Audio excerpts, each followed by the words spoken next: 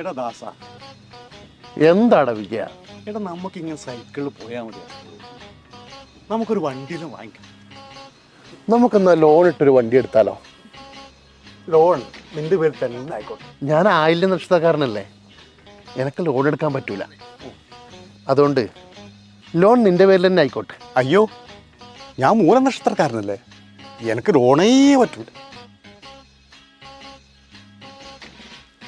എടാ വിജയ, എന്തടാ ദാസ? തടിയങ്കോൽ മുണ്ടിയൊക്കെ 3 വണ്ടി കൊടുക്കുന്നുണ്ട്. അന്ത് അവർക്ക് പ്രാന്തില്ല. എടാ പ്രാന്തുണ്ടായിട്ടൊന്നും എടാ, ആടാ കളിയാട്ടം നടക്കാൻ പോയില്ലേന്ന്. ആടത്തെ ആഘോഷ കമ്മിറ്റി ഇപ്രാവശ്യം അടിപൊളി സമ്മാനങ്ങളാണ് ഒരുക്കിയിട്ടുള്ളത്. ഞെട്ടാനായിട്ടാ 2 ജുപ്പിറ്ററും ഒരു എൻഡോർക്കും.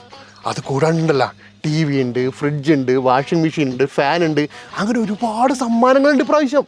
അതെയാ? ആ, ഈ സ്കൂട്ടർ നമുക്ക് തന്നെ അടിക്കും.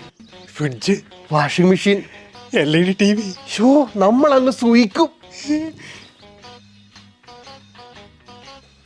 എടാ ദാസ, എന്താടാ വിജയ?